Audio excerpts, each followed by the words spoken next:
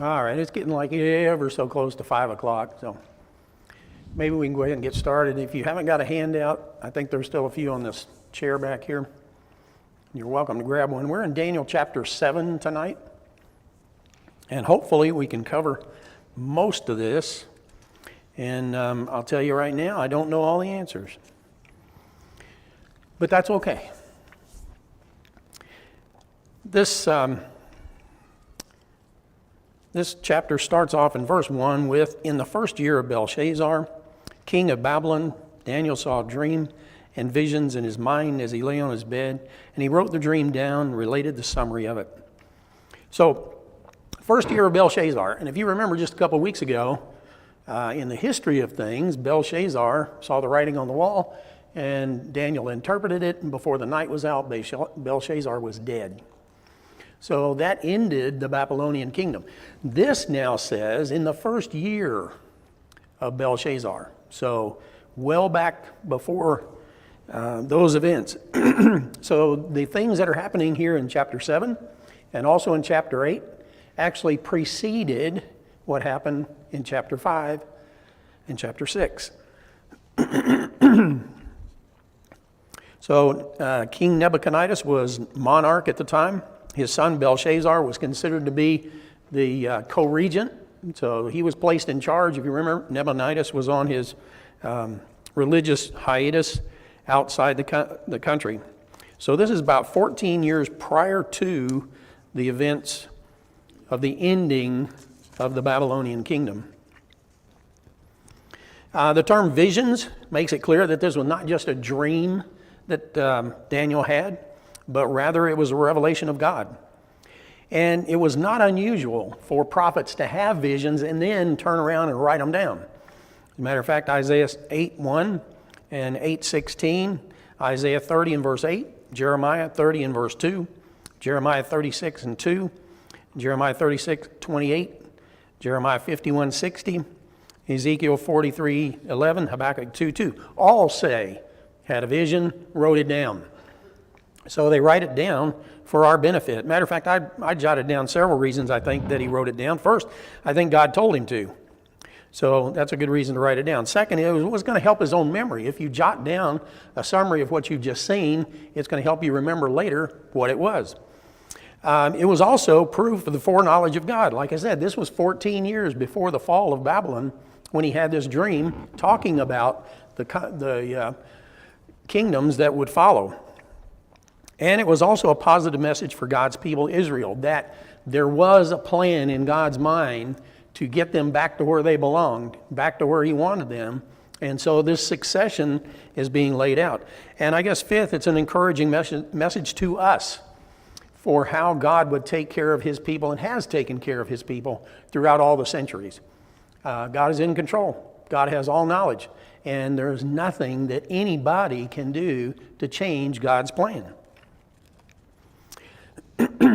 So, based on this being in the first year of Belshazzar's reign, we estimated that was about 553 BC. We guessed Daniel to be about 15 years of age when he was taken into captivity in 605. So based on that, he's roughly 67 years of age at the time of this dream. So he's not the young boy that we saw in Daniel chapter 1, but rather he's my age, or thereabouts. 67 years of age when this happens. Apocalyptic literature. When you hear it now, it's more that it's been what's been kind of pushed on you by Hollywood than it is anything else.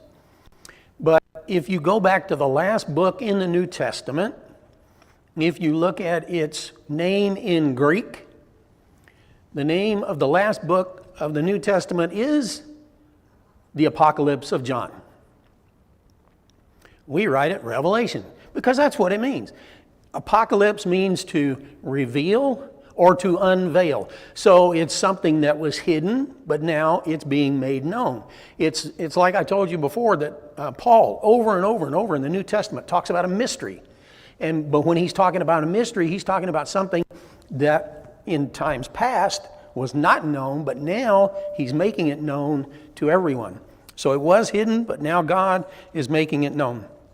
So it is properly then a disclosure regarding prophetic information, or it is a revelation, hence the name of the last book that's in our Bibles. And I went to the commentary that I have on Revelation just to see what he said about the word. The Greek word apocalypse, here in rendered revelation, properly means an uncovering of anything, an unveiling, so that what was hidden may be known. Spiritually, it denotes the making known of divine truth that had not been understood. And he cites Romans 16, 25 through 27, Galatians 1, 11 and 12, and Ephesians 3, 1 through 7. And in each of those cases, Paul talks about the mystery of the gospel. You know, beforehand, people didn't know about it. Now here I am revealing it to you Romans, to you Galatians, to you Ephesians. As the content clearly shows, this was an unveiling that was done through words, signs, symbols, and includes both present and future for John, talking about the book of Revelation. Well, it's similar to Daniel. He's got a vision now of things that are going to take place right now as he is in captivity with Babylon, but also going into the future through other kingdoms that would come. So don't think that it's an all-out battle for the saving of the world, because that's kind of what Hollywood does for apocalypse. Apocalypse is very simple. It is a revealing or an uncovering or an unveiling. And Daniel chapter 7 through Daniel chapter 12 are considered apocalyptic writings. There's also many others. Ezekiel has a lot. Zechariah has a lot. In the New Testament, Paul has some in his letters, like 2 Thessalonians 2. And of course, the book of Revelation. So there are several in the Bible, and they always offer opportunity for folks to argue about what it means and what I can do with it. And if you've got anybody that's interested in a 1,000-year reign, boy, they are all over trying to take apart Revelation and Daniel chapter 7 to prove their point. But I don't think it lends itself to it. Most people don't, I don't think, but there are several that do. So how does this chapter then differ from previous chapters? Well, the first 6 chapters of Daniel are really about events. So they're talking about historical events. They're recording things that happen and interpreting signs or writing on the wall or different things like that. Daniel is the main character in every one of those chapters except, I think it's chapter 3, where his 3 buddies, Hananiah, Azariah, and Mishael. Thank you. Got to remember the right names, right? because everybody just wants to say Shadrach, Meshach, and Abednego because it's just been drilled into our head. But those are the Babylonian names, and we really ought to learn their real names. So the last 6 chapters of Daniel are rather visions and experiences that Daniel has. None of them took place while Nebuchadnezzar was king. A couple of them took place while Belshazzar was king, and then the remainder of them took place while Darius or Cyrus was king. The other feature too, we pointed this out at the very, very beginning when we started talking about Daniel, is that half of it basically is written in Aramaic and half of it is written in Hebrew. Now they're very similar languages, but they're not the same. So chapter 1, verse 1 through chapter 2 and the first half of verse 4, that little piece is written in Hebrew. And then Daniel 8:1, so starting next week, Daniel 8:1 through the end of the book is also written in Hebrew. The stuff in between, Daniel 2:4b through the end of chapter 7, are written in Aramaic. Don't really know why. Nobody's really nailed down a good reason that they can explain. Maybe it has to do with the audience, but I don't know. But nobody's figured that one out. It's just one of those things that you kind of scratch your head and say, wonder what that's all about. So Daniel said, in my vision at night I looked, and there before me were 4 winds of heaven churning up the great sea, 4 great beasts, each different from the others, that came out of the sea. The restless sea tends to be the image that God has for the nations of the world. So basically, humanity. And I gave you several verses there that you could look up, but that's what it's talking about. The 4 winds, so we got winds coming from all different directions, basically. North, south, east, and west. Interesting thing about the word that is translated spirit. It is the Hebrew word ruah, or the Greek word pneuma. And if you know anything about medicine, we tend to use a lot of bit of Greek in medicine. Pneuma, like a pneumothorax, that's like a hole in your chest where air is going through. If you've got pneumonia, that has to do with water being in a windpipe, or actually in your lungs, So pneuma is a word that we kind of understand. It means wind, but it's translated wind. It's also translated spirit. Most commentators seem to think that these 4 winds that are sloshing around humanity, this large body of water, happen to be the Spirit of God. The Holy Spirit of God influences the things of man, influences all of humanity. And that's kind of what's going on here. God is it doesn't matter how big that body of water is, the wind can make it move. And a matter of fact, if you look up in the northeast right now, the wind is pushing the ocean inward. Folks are getting buried, they're having floods on roads that are not supposed to have water on them. But the ocean is blowing itself in there. It did a few years ago too. Pushed water and ice inland, caused all kinds of problems. So folks need to know that God acts in the things of man. Well, I jumped down a little bit further into this thing to verse 15 because Daniel sees this vision, but he's suddenly worried about it. He's suddenly concerned about it. And he turns. In verse 15 it says, Daniel, I was troubled in spirit, and the vision that passed before my mind disturbed me, and I approached one that's standing there and asked him the true meaning of all of this. The natural assumption is that this is an angel that he's talking to. It could be somebody, but we're in a vision. That is a message being passed by God to him. Then odds are the individual that's standing there happens to be an angel. And we know in the chapters coming up, Gabriel will actually be identified as an angel that's talking to Daniel and doing some interpreting. Maybe this is Gabriel right now. And we also know Michael's coming up. Maybe this is Michael right now. We don't know. But odds are it is an angel that is speaking to Daniel. And so he tells him in verse 17, the 4 great beasts are 4 kingdoms that will rise from the earth. So we know there's 4 kingdoms. We know that also from way back in Daniel chapter 2, where there was a vision of a great statue, and Daniel translated it to be 4 kingdoms. Well, here it is. The spirit, or the angel, is telling Daniel, these 4 beasts, all being different, coming up out of the sea. He says here they're coming from the earth. That's what we said earlier. Humanity.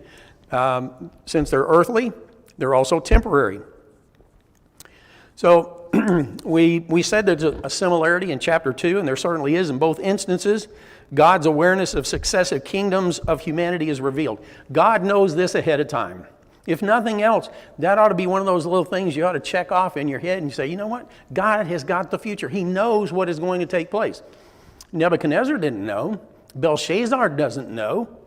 Daniel knew only because of the vision that Nebuchadnezzar had that he translated or interpreted for him.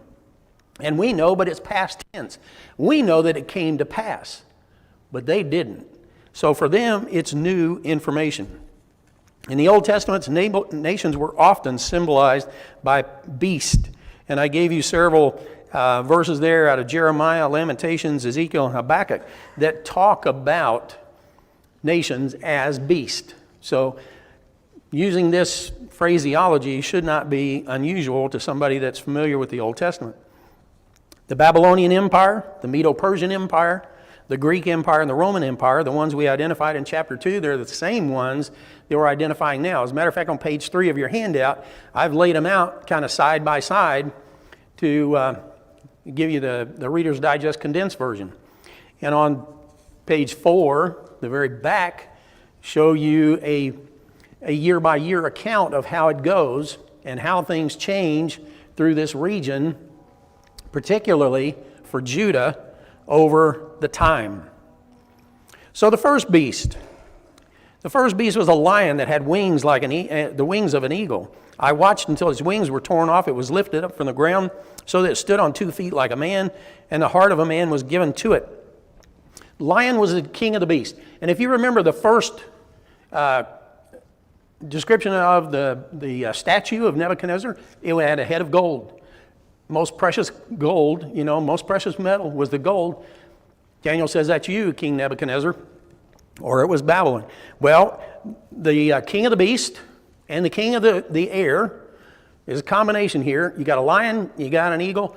It was not unusual to see lions in relief around Babylon, often with wings, even on the Ishtar gate that guarded Babylon. So this was a usual kind of thing to see.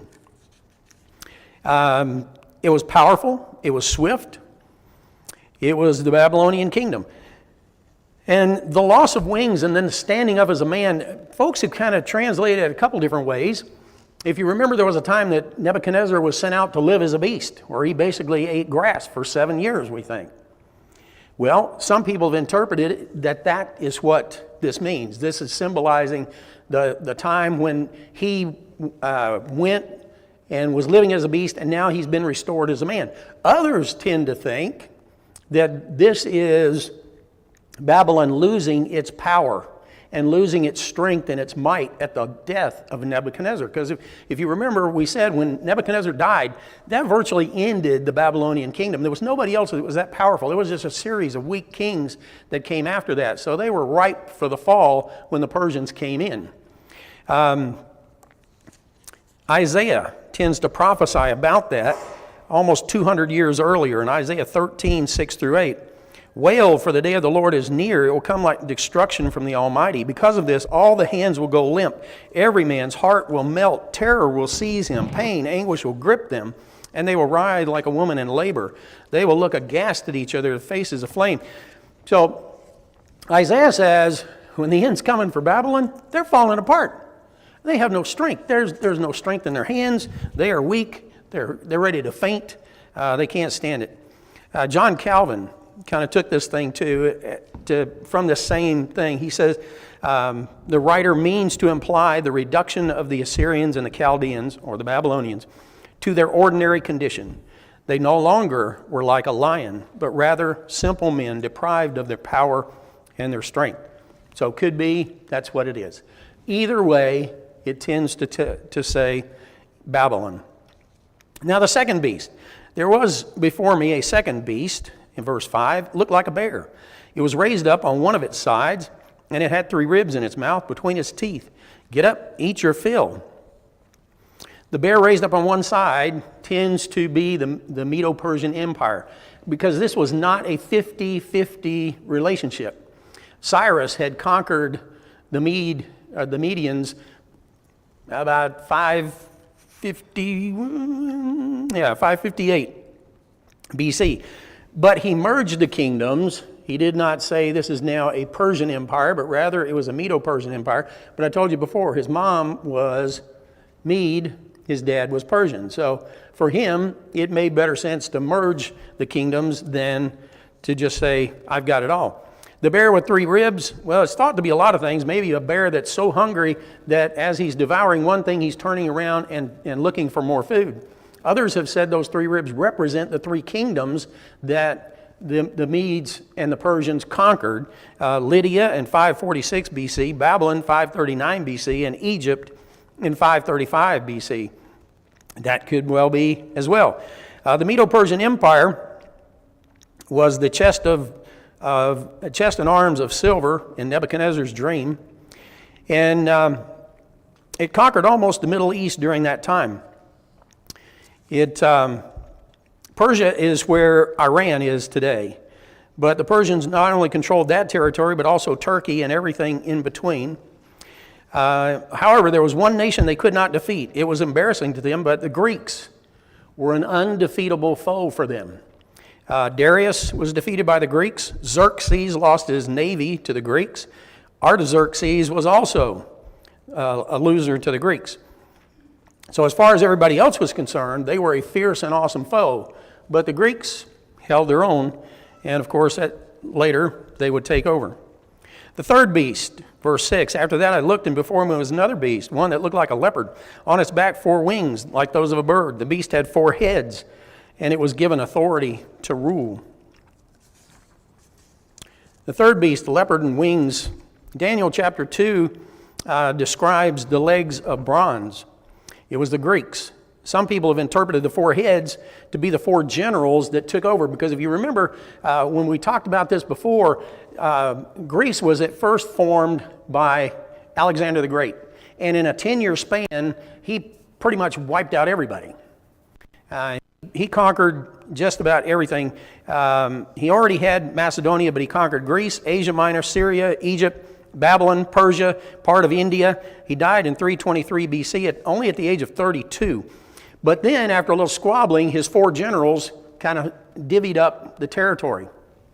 So Antipater had Macedonia and Greece. Lysimachus had Thrace and Asia Minor.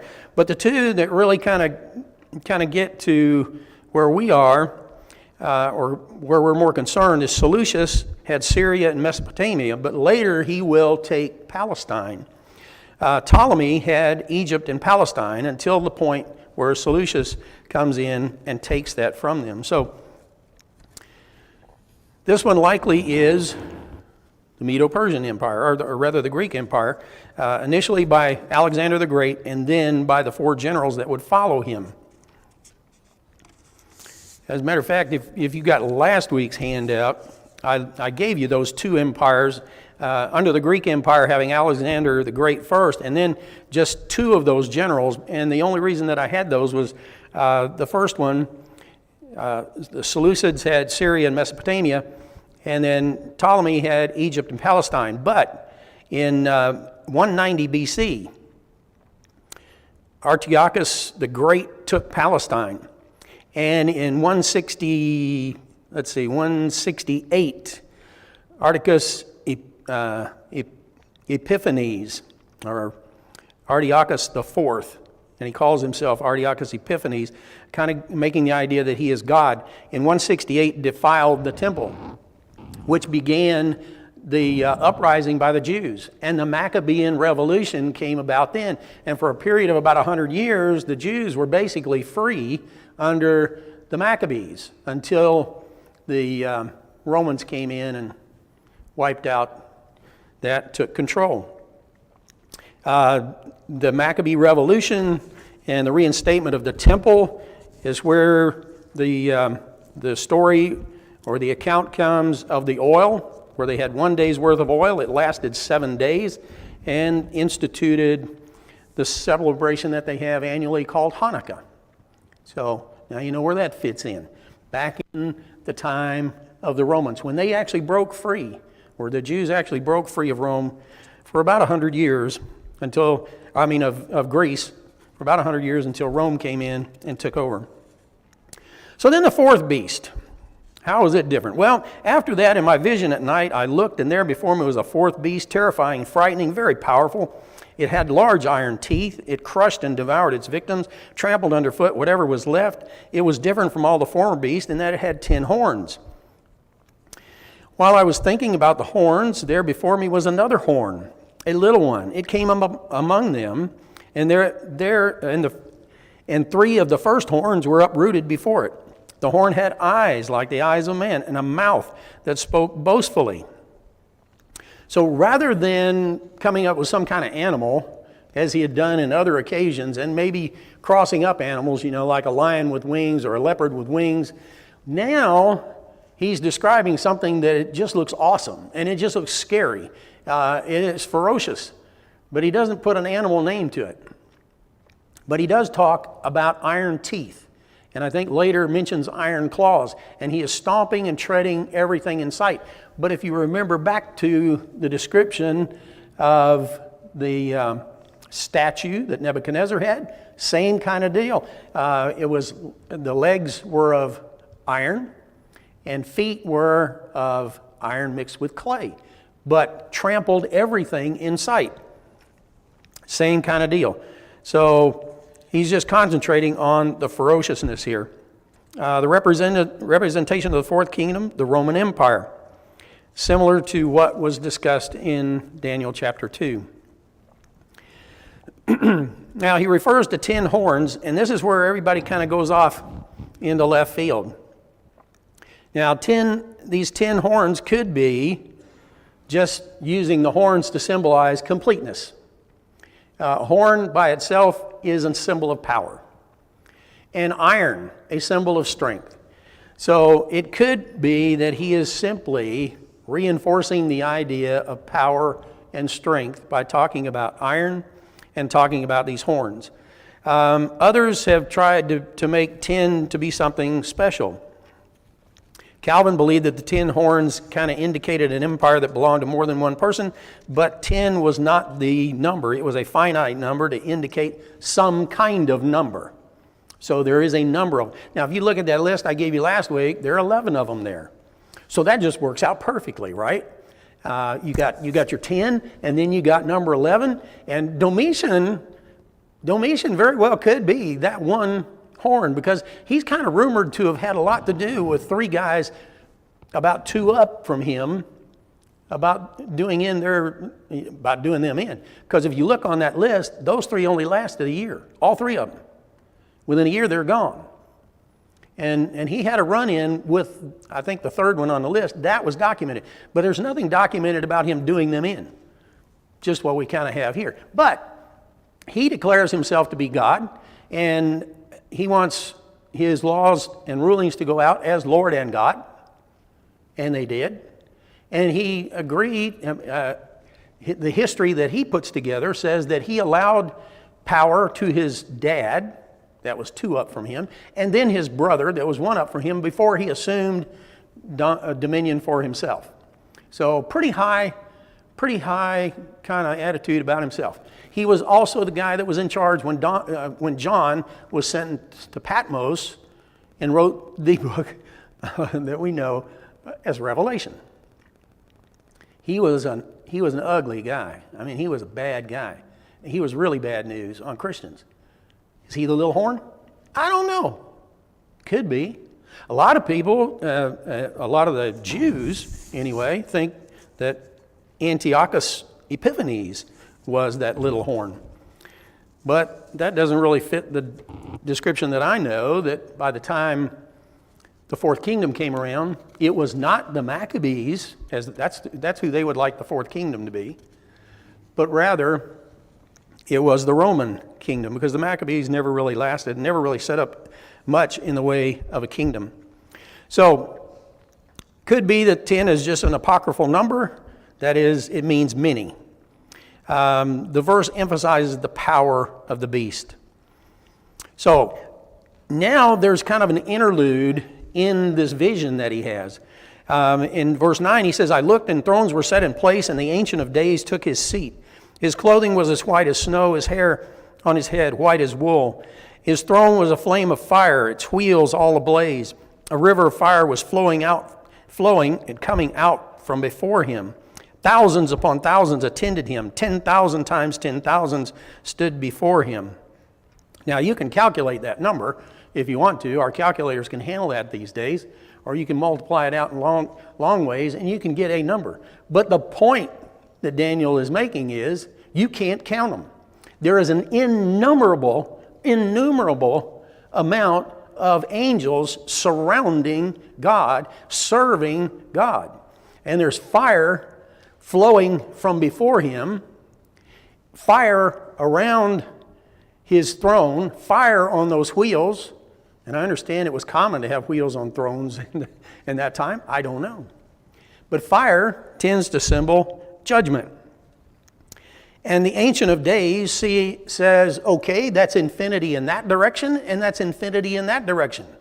No matter how far back you go, God was there. No matter how far forward you go, God is there. He is the Ancient of Days. The Ancient of Days being backward or forward, no matter where you go, God is there. The court was seated. The books were opened. When God sat on his throne, it was time for judgment. Well, what did the court rule? The court ruled that earthly kingdoms were unworthy of dominion, power, and control. Then I continued to watch the boastful words of the horn that was speaking. I kept looking until the beast was slain and the body was destroyed and thrown into blazing fire. The other beasts had been stripped of their authority, but were allowed to live for a period of time. No matter how great, no matter how arrogant, no matter how powerful, God is in control. There is not an earthly kingdom that could ever exist that can outdo God. And that's the point that he's making here. This one horn was making all this racket, but what happened? The fourth beast was slain. The Roman Empire was done away with. It was trashed just like all the rest of them. God is in control. In my vision that night, I looked, and there before me was one like the Son of Man coming in the clouds of heaven. He approached the Ancient of Days and was led into his presence. He was given authority, glory, and sovereign power over all peoples, nations, and men of every language worshipped him. His dominion is an everlasting dominion that will not pass away. His kingdom is one that will not be destroyed. Riding on the clouds is a divine prerogative. And I gave you several verses there out of Psalm and Isaiah and Nahum that talk about riding the clouds. God rides the clouds. The Son of Man rides the clouds. The Son of Man is God. Who is the Son of Man? Well, throughout the Gospels, Jesus called himself the Son of Man. As a matter of fact, that title, Son of Man, is used 82 times in the Gospels. Most of the time, they are used by Jesus himself, talking of himself. He did not call himself Christ. He did occasionally call himself I Am, which really torqued off the Jews because they knew who I Am was. If anybody asked him if he was the Christ, like Pilate, he said, I am. And matter of fact, the chief priest, he fessed up to that too. Nobody in Scripture refers to him, nobody in the Gospels refers to him as Son of Man. But in Acts chapter 7, a place that we've gone before in our study, when Stephen is being stoned, he says, Behold, I see heavens opened up and the Son of Man standing at the right hand of God. Acts 7, verse 56. So obviously, and Son of Man is a messianic title. In Revelation 1:13, John says, I saw one like the Son of Man. And some say that's a direct reference back to Daniel and this Son of Man title, this messianic title. So about 90 times in the book of Ezekiel, God calls Ezekiel, or Ezekiel calls himself Son of Man. And it means human for him. But Son of Man in Daniel 7, in Acts 7, and in Revelation 1:13 are messianic titles. Even some uninspired books, like the books of Enoch. You know, the Jews regard those as being good books, but the books of Enoch refer to Messiah as the Son of Man. So not only the Bible, but also uninspired books as well. So the court is seated. What else does the court rule? The court has ruled that earthly kingdoms are not worthy and that earthly kingdoms will be destroyed. The court also rules that the Son of Man is worthy. He is worthy of all rule, all authority, and all dominion. The Son of Man is clearly superior to these four earthly beasts, just as Adam was superior to all created creatures in the world. And the New Testament talks about this system as well. All dominion, glory, and kingdom belong to Jesus. Matthew 28:18 through 20. All authority in heaven and earth has been given to me, Jesus said. And all peoples, all nations, men of every language will make up this kingdom. Galatians 3:26 and 27. We've talked about that one a lot of times before. No longer is there Jew, Greek, slave, free, male, female. We are all one in Christ Jesus. And the kingdom of God is eternal, contrasting to earthly kingdoms that are temporal. Hebrews 12:28 says, of the things that are in this world, they can be shaken, they can be destroyed. We have a kingdom that cannot be shaken, it cannot be destroyed. That's the kingdom that God has. So in verse 18 he says, but the saints of the Most High will receive the kingdom and will possess it forever. Yes, forever and ever. Saints is a word that is translated holy ones, and it's sometimes referred to angels. However, in this context, it refers to God's chosen people. 1 Peter 2:9 and 10. You are a chosen people, a royal priesthood, a holy nation, a people belonging to God, that you may declare the praises of him who called you out of darkness into his wonderful light. Once you were not a people, now you are a people of God. Once you had not received mercy, now you have received mercy. So they get some interesting titles here for God the Father. He's referred to as Ancient of Days, and he's referred to as Most High. For God the Son, he's referred to as Son of Man, and he's also referred to as Highest One. So after finding out about Messiah, after finding out about the kingdom, the eternal kingdom of God, Daniel's got some questions. What about this fourth beast? It sounds a little bit different. It sounds like it's something really, really different. So the angel says, or actually even before the angel talks, he says, as I watched, this horn was waging war against the saints and defeating them until the Ancient of Days came and pronounced judgment in favor of the saints of the Most High. And the time came when they possessed the kingdom. You are not worthy, the Son of Man is worthy. And if you refer back, they were stripped of their power. Their dominion was taken away, as the New American Standard says. So the angel then goes and explains the fourth beast. He says the fourth beast is the fourth kingdom. It will appear on the earth. It will be different from all the others. It will devour the whole earth by trampling it and crushing it. The 10 horns are 10 kings that will come from that kingdom. After them a king will arise different from the early ones. He will subdue 3. He will speak against the Most High, oppress the saints, and try to change the set times and laws. The saints will be handed over him for a time, times and a half time, and people just go nuts when they see that. So then they try getting into who is this, how long is that, what does this mean, and trying to even get into the 1,000-year reign and all that kind of stuff. That's way beyond what Daniel is trying to talk about here. There's a period of time, don't know how long it is, that folks will be persecuted. And although there will be an individual or a force that succeeds for a period of time, God ultimately prevails. Cecil May had this to say one time. He's got a book called Bible Questions and Answers. He was over the university down in Montgomery there for a while. He also was over Magnolia Messenger and that kind of thing. But I thought what he had to say was very good. He says, each of the biblical figures thought to be the Antichrist. Now that's with a E in front of it. There is not a place in the Bible where there is the Antichrist. That does not exist. You can't find it. But anyway, figures thought to be the Antichrist in parentheses. The little horn of Daniel 7, the abomination of desolations in Matthew 24, the man of sin in 2 Thessalonians 2, the second beast of Revelation, and the title Antichrist from 1 John 2 represent different enemies of Christ appearing and being defeated at different times. And that's what we need to know. It's not a matter of trying to figure out who they are, but rather it's a matter of figuring out what happened to them. Are there going to be folks that persecute us? Yes. Were there people that persecuted them? Yes. During the time of Babylon, during the time of the Medo-Persians, during the time of the Greeks, during the time of the Romans, and every time since. And there always will be. But what we have to remember is God is in control, and God always wins. And God knows the future.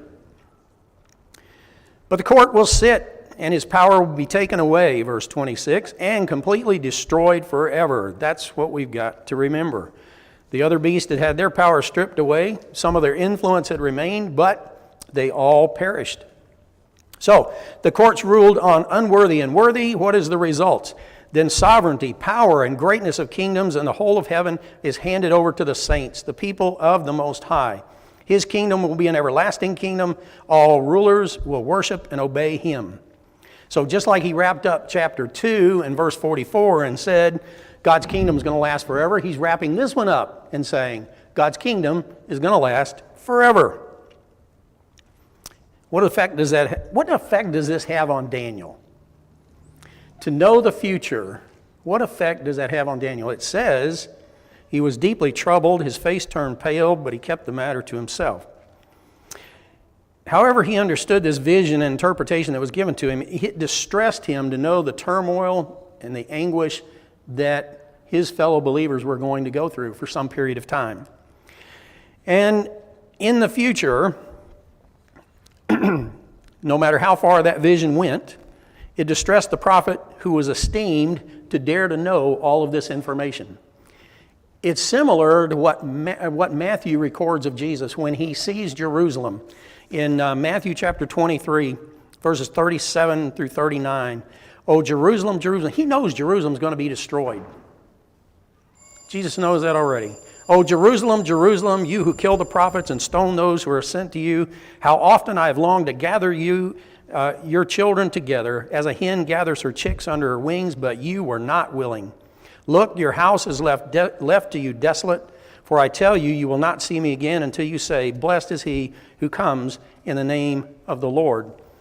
It hurt Daniel to know what was going to take place, just like it hurt Jesus to know. They had the power to turn it around, but they chose not to. Jerusalem was going to be wiped out, and it bothered him to know the future. It should bother us too. What do we need to remember out of this? We need to remember that Christ's kingdom was established during the fourth of those kingdoms, and that God rules and will be victorious over his enemies, always. No matter how powerful, no matter how arrogant, no matter how good they think they are, God is better. He knows the future, and he controls everything. Thank you very much for your attention tonight, and we will pick up with chapter 8 next week.